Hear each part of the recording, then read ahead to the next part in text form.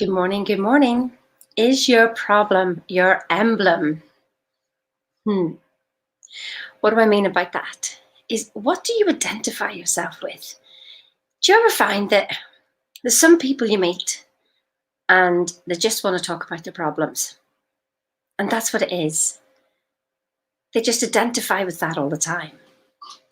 See, have you ever noticed as well then conversations with people and like somebody says, oh, there's a bit of a problem going on in my life. And then they go, oh, I know how you feel because, and then they tell you your problem and their problem's bigger than your problem. And then somebody else will go, well, you don't know anything about it because let me tell you my problem. And before you know it, that's all we're talking about is the problem. So you walk around with your problem like a wee badge of honor. I can't do this because, well, this is because what happened to me and this is why I'm here. So if you want that, that's okay. But just know that anytime that's just an excuse and a justification for where you are now. You are more than that. You are not your problem. Believe it or not, you're not your problem. Think of it. There's you. There's your problem, or what you think is your problem. And there's a space. There's a space in between. A chance for you to think something different. This is what we call the trick to staying in charge no matter what. Because in there is your perspective. Your perspective. So if you think it's a problem, then it's a problem. And you share it with people, oh my goodness, that's like a mastermind.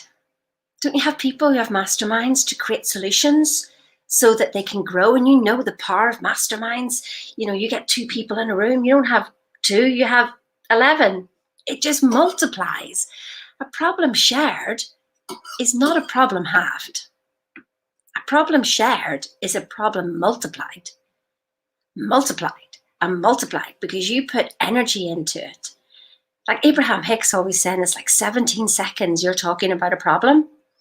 Boom, you bring more of that into your life. So you want to talk about it for another 17 seconds, do you? Boom, you bring more into your life. Can't you see what you're doing?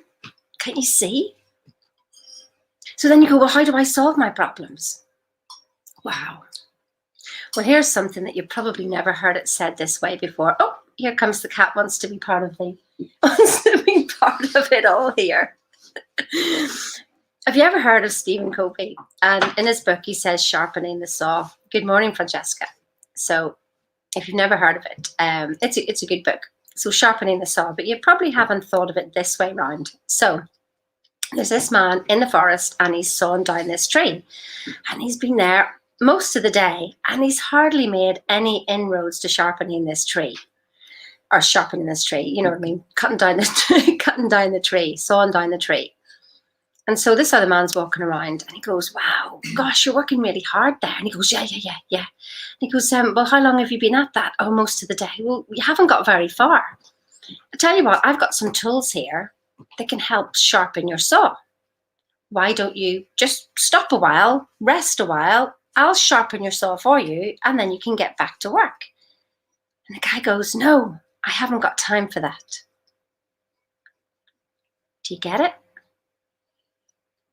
Now, when I told this story to somebody yesterday, they were just like, I don't get that. And I went, that's exactly right. You don't get it because you're too busy. You're too busy in your mental 2% up here trying to solve your problems. Listen, if you could solve your problem, you wouldn't be asking the question in the first place. This is about what we want to use as our wonderful subconscious, which is 98% of what we do. Now, one of the ways to use your subconscious is to use your wonderful imagination. You think that's silly, but Sheena, I've got to pay attention to reality. Reality is evidence of past thinking. Do you want reality? Do you? Do you want this situation now to be carried on into the future? Do you? Because if you don't, then stop thinking about it. Start thinking about what you want. So how about sharpening the saw isn't about getting new knowledge. stuffing that 2% with read another book. The answer's in the book. The answer's in the next book. It's in the next book. It's in the next course. Mm-mm-mm. The answer is in your beautiful imagination. Sharpen your imagination. Sharpen your use of your imagination. So what do you do with your imagination now? You're in reality and you're thinking of all the problems and you're thinking of them and you've even created stories around them, stories that aren't even there. Yeah, you just keep creating. Now here's one. So here's Maddie who's come on now. Good morning, Maddie. Love you. So Maddie, right? Maddie could actually, like maybe even see into your future and tell you what's going on. Like, because if you're on a certain path, she doesn't even need to know anything. She doesn't need to have special powers. She does have special powers, bless her. She's gorgeous. And because you're on a line of thinking, that's your trajectory. It's easy for you to say. You're on a line of thinking. It's only going to take you one place. So you got to change that line of thinking. So sharpen your soul, which is your beautiful, wonderful imagination. What would you love to see happen in this situation right now? What would you love to see? Because see, as soon as you're using this to try and change the world, you're just messing around in effects. When you start to use this to change the world, and this is where your imagination comes from, up here is just visualization. You're still in a mental game. It's your imagination is when you get every single cell involved in your vision. Every single cell involved in your vision. What would you like to see happen? What would you like to see happen in your life? Then start playing that. So somebody who's, say, golfer would practice his swing. But in his mind, he could be sitting on his couch and practicing that swing over and over and over again. And there's a book out there where they actually did from couch to playing golf. And so they had people literally imagine the game of golf and imagine hitting the ball to where they needed to be. So they played the game in their head, in their head, in their head. Every single player then when they went to play hit a par around that course. Wow. Because what happened is that the mind knew where it was going to go. The subconscious knew where it was going to go. And so it didn't matter the technique that they were doing because the body would compensate for it. It would sort it out. And it would do it. So practice your game in your imagination. What is your game? Your game is the work that you do.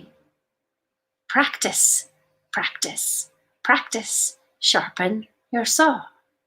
Do you get it? Because if you don't, you are like the man who's sawing away at the tree, and I don't want you to be like, well, you can be like that if you want. I mean, if that keeps you happy, sure, crack on. That's no problem. Just be happy about it or not. I mean, it doesn't really matter, actually, does it? And don't believe a word I say. But most importantly, don't believe a word you're telling yourself. Choose what you want to hear. Choose what you want to see. And eventually the universe will conspire. This is the thinker and this is the prover. The universe will prove to you what you're thinking every time. We think in secret and it comes to pass.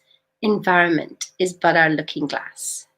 Sharpen your saw, your wonderful imagination, and stop wearing your problems as a badge. And that includes in your head. The reason I know this is because I learned never to say this, but my goodness, did I do a lot of complaining. And I still do. I have to catch myself. Stop flipping complaining, Sheena. It's like going forward with the accelerator and the brake at the same time. So I'm learning to take my feet off the brake, first of all, and then find the sweet spot with the accelerator. Life, how easy can you make life? What a question to ask yourself today.